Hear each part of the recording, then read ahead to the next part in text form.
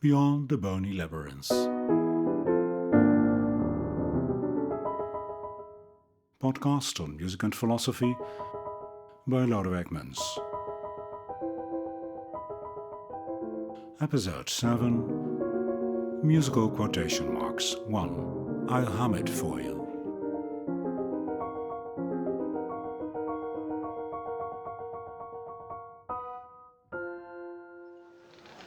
Play it once, Sam. For all time's sake. I don't know what you mean, Miss Elsa. Play it, Sam. Play as time goes by. Oh, I can't remember it, Miss Elsa. I'm a little rusty on it. I'll hum it for you.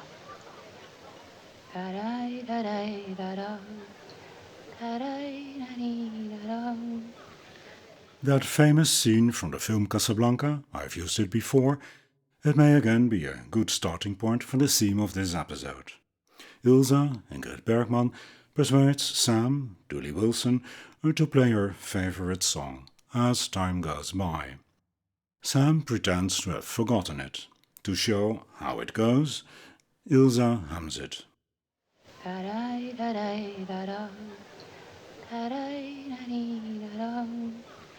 That last note was flat, by the way. Suppose Sam had criticized the quality of her performance. Sorry, Miss Ilsa, you're out of tune. Surely that would have seemed out of place. As out of place as if people had given her an applause. Because what Ilsa does is presenting an example or a sample of the song, and not a performance. She could also have written the notes on a napkin. In other words, she is quoting the song. The situation has similarities to how we might quote the lyrics. Like this. How did the lyrics go again? You must remember this. A kiss is just a kiss. That's how it goes. That is what I want to talk about quoting music, and in particular quoting music in music, and how that compares with quoting as we do in language. Quotation is a fascinating phenomenon, the importance of which is often underestimated. It is one of those things we manage to deal with in everyday life without giving it much thought, but which on closer inspection turn out to be confusingly complex. We seem to understand it, but as soon as we start talking about it, misunderstandings and disagreements arise. A typical philosophical topic. Quotation is one of those terms that are used in music theory, but were borrowed from linguistics, as are sentence, phrase, and syntax. In this case, actually, more from rhetoric than from linguistics. Oddly enough, quotation has been rather neglected by linguists. In linguistics, it is regarded as a peripheral phenomenon, dealing mainly with how we use language, something that once fell under rhetoric, rather than the structure of language, grammar. Wrongly so, I think. Outside linguistics, there is some interest in quotation from philosophical quarters. It is a somewhat eccentric specialism in analytic philosophy, the branch of philosophy focused on critical inquiry into how we use language and how meaning comes about. Viewed from this angle, quotation offers fascinating insights in what music is or can be, and how music and language are related. That is what I want to explore in a number of episodes. Musical quotation is a much discussed topic, but usually the relationship with language is neglected, as if quoting in music should be understood as a purely musical phenomenon. Let me start with two typical examples. The music of Casablanca is a gold mine when it comes to traditional musical techniques that support the drama. That music, by Steiner, deploys recognizable quotes as signs of the character's memories, such as the German national anthem, Deutschland über alles, when it is about the German invasion. Here seamlessly followed by a transformation of As Time Goes By, the song that represents the relationship between Ilsa and Rick. Was La Bella Roar. How nice, you remembered. But of course that was the day the Germans marched into Paris. Not an easy day to forget. No. I remember every detail. The Germans wore gray, you wore blue. Yes, I put that dress away. When the Germans march out, I'll wear it again. The quotation may have escaped notice because we have a habit of focusing our attention on the dialogue. I let you hear it again and play the Deutschland über alles on the piano along with it. We met. Was La Belle Aurore. How nice, you remembered. But of course that was the day the Germans marched into Paris. Not an easy day to forget. No. I remember every detail. The Germans wore gray, you wore blue. Yes, I put that dress away. When the Germans march out, I'll wear it again. And that was, as a first example, a very specific use of musical quotation in the dramatic context of the film, as a manifestation of the character's memories. One of the most commonly used musical quotation is the Dies Irae, the Day of God's Wrath, the Last Judgment, from the Gregorian Mass of the Dead.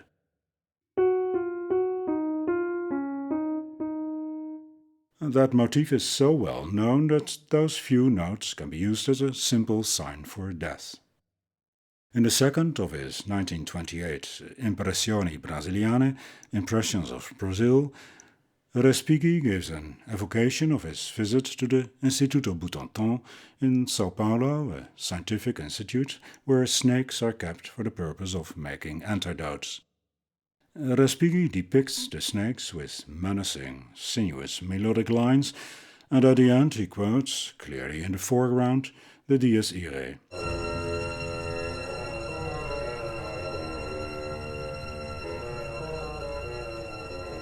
A bit like a label on a bottle. Careful, deadly poison.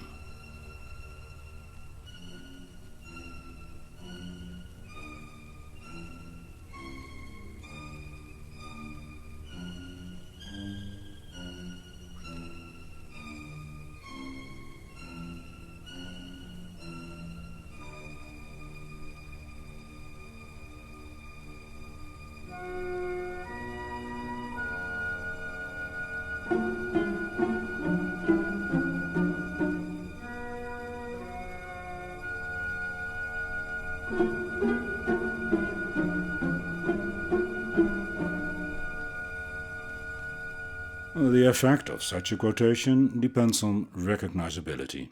The composer makes a direct appeal to the listener, who will then attribute to the composer the intention that it is recognized.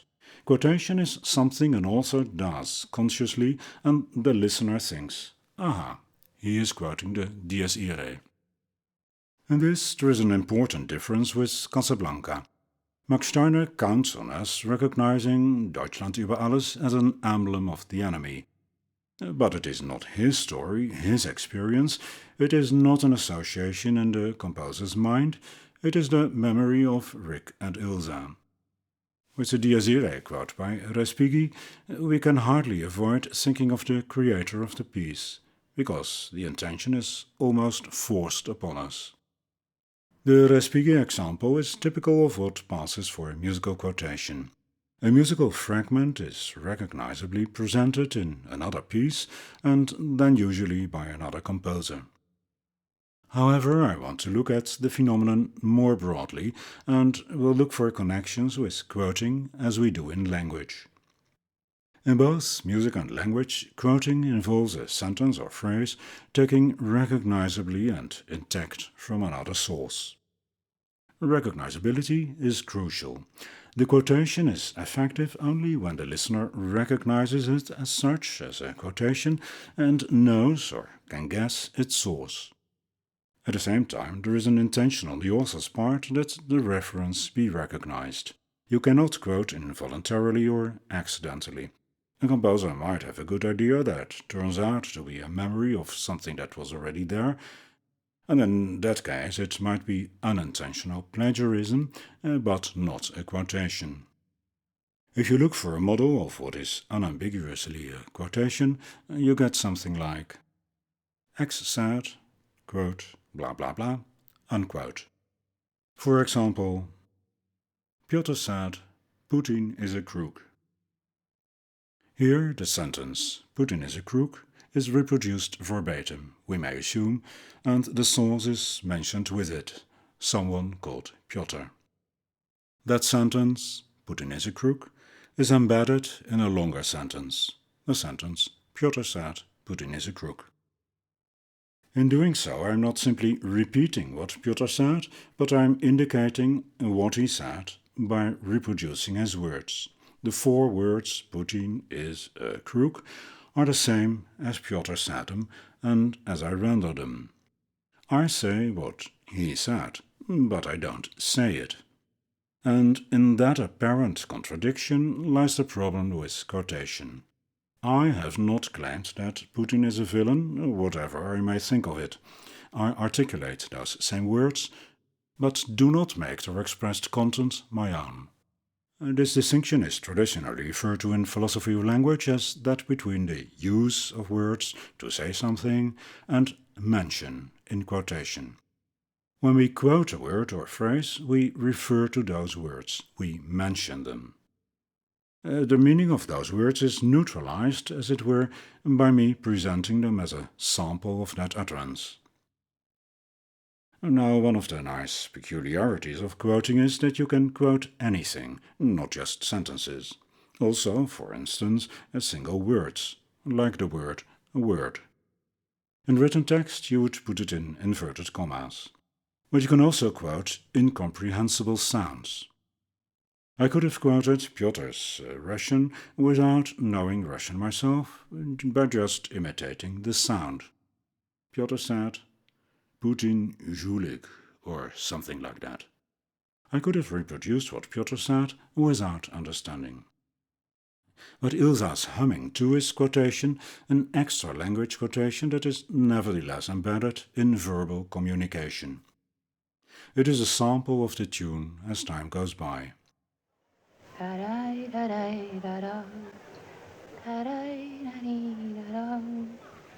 The tune is mentioned but not used in the sense of performed, as it is meant to be.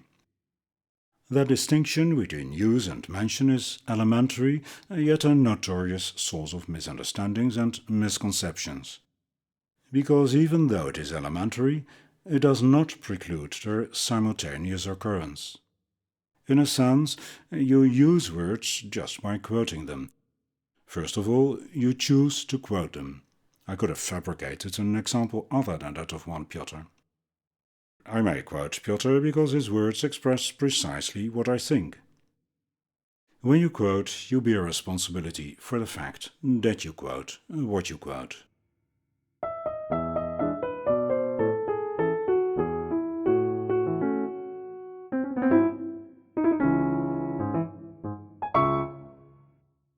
So far, I have avoided one aspect, precisely that which is in the title of this episode, quotation marks. It is peculiar to quotation that it not only bears a striking resemblance to its original, but it may be even indistinguishable. The 4 words, as Piotr said them, and as I rendered them, are the same words. So how do we recognize the quotation as quotation? In the case of Piotr, because I introduce it with Piotr said. But there is not always such an introduction, and in music it is impossible. According to some philosophers of language, quotation marks are essential to quotation. They are exactly what makes any statement a quotation. Take a few words, put inverted commas around them, and you have a quotation. You may object that this is limited to written language, and even in writing, quotation marks are a fairly recent 18th century invention. In music, there is no such thing.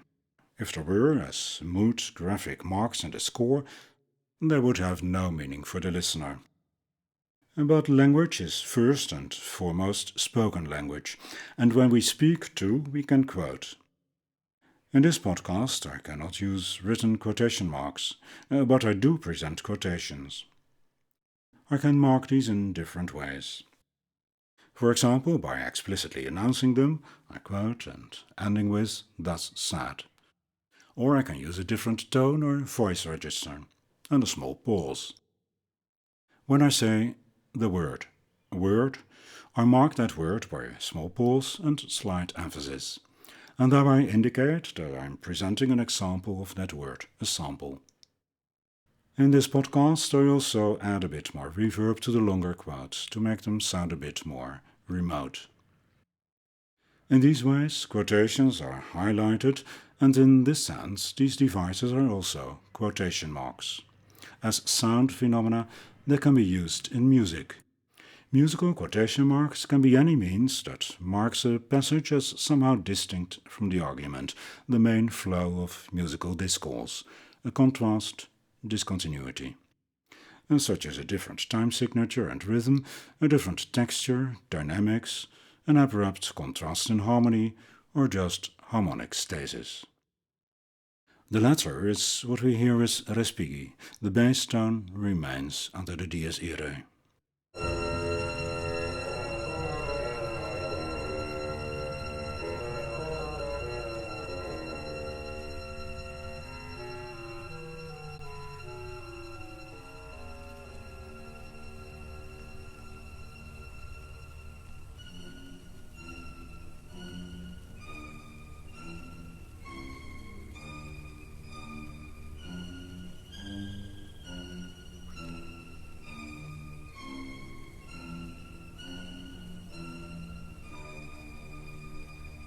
But unlike written quotation marks, these devices do not have the exclusive function of marking a quotation. The recognizability of what is being quoted plays a decisive role.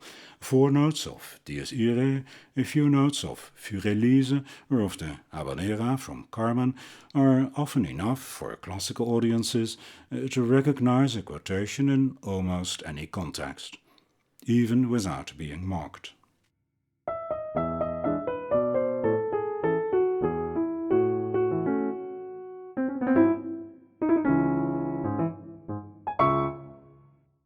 Where a quotation stands out just by its recognizability, one could speak of self-marking quotation. Yet here too we can speak of discontinuity. Why, as a listener, you expect to hear the composer's own ideas, you are suddenly confronted with a chunk of something that was there before, which doesn't belong here. A foreign element embedded in the argument or musical flow. Let me give an example of an unusual form of musical quotation, one that would not ordinarily be termed quotation, but which is, from a linguistic or philosophical perspective. Bach's Cantata No. 158 for bass solo begins with a curious recitative. It is in fact a sermon in miniature, structured as is usual for a sermon, as scripture and clarification, text and commentary. The reading from Scripture is here the liturgical salutation, Dea Friede sei mit dir, in Latin, Pax vobiscum, peace be with you. Then, in mid-sentence, it continues as an exhortation to the speaker's own soul. Peace be with you, my anxious conscience. Your intercessor has annulled and torn up the register of your debt and the curse of law. And so on. The difference between text and commentary is clearly marked musically. The text, Der Friede sei mit dir, is sung as an arioso on a walking bass, what follows, the sermon, as a free recitative. Der Friede sei mit dir, du ängstliches Gewissen, dein Mittler stehet hier, der hat dein Schuldenbuch und des Gesetzes Fluch verglichen und zerrissen. I cannot let you hear the piece in its entirety, even though it is short, for a reason that has everything to do with the theme of this episode. It would, legally at least, no longer count as a quotation.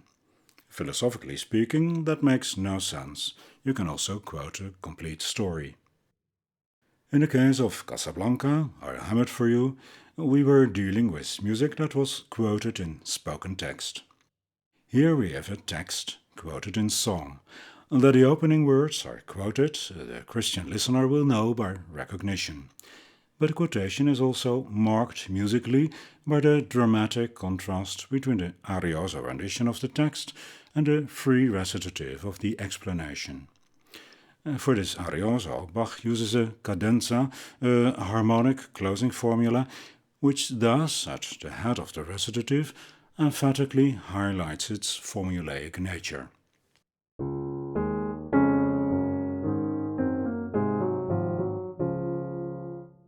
This is the harmonic schema without a melody.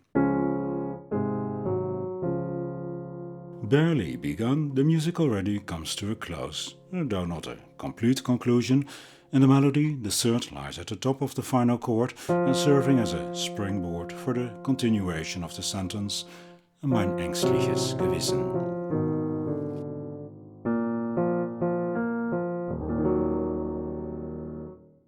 We have here a nice example of how mention and use differ in essence, but may yet be merged. The words are emphatically not the speaker's own, der Friede sei mir dir. He makes it clear that he is quoting God. Selber spricht zu mir, der Friede sei mir dir. He himself says to me, peace be with you. What Bach has done is a remarkable example of a procedure that was not unusual at the time. The treatment of textual quotation in recitative as arioso as more melodic, aria-like. The music then does not refer to a specific source, such as a church hymn. We cannot speak of musical quotation, but rather of a musically marked text quotation, which is here continued in a longer arioso passage with many word repetitions, as if the singer wants to fully explore the sound and meaning of the words. Der Friede, der Friede, der Friede sei mit dir, der Friede sei mit dir. If it seems far-fetched or pointless to compare musical quotation with quotation in language, then because music doesn't have anything like X said, quote, blah blah blah, end quote. In music you can quote, but you cannot name the source. What I want to show in this and subsequent episodes is that the domain of quoting is much broader than X said and so on, and its manifestations are not always so unambiguous. There are many ways to mark quotation, graphically or orally. What is crucial is that a recognizable foreign element is embedded and simultaneously highlighted in the argument, narrative, or musical flow. The music examples I presented here are also, as examples, quotations, lifted from their own musical context, embedded in my argument. Music is often seen as two-dimensional. The timeline of successive events is one dimension, and the simultaneity of harmony is the second. The meaning music can have, including through quotation, adds a third dimension, either by reference along its own timeline to elements within the piece, or beyond the boundaries of the work to the outside world, the musical world, but also the non-musical.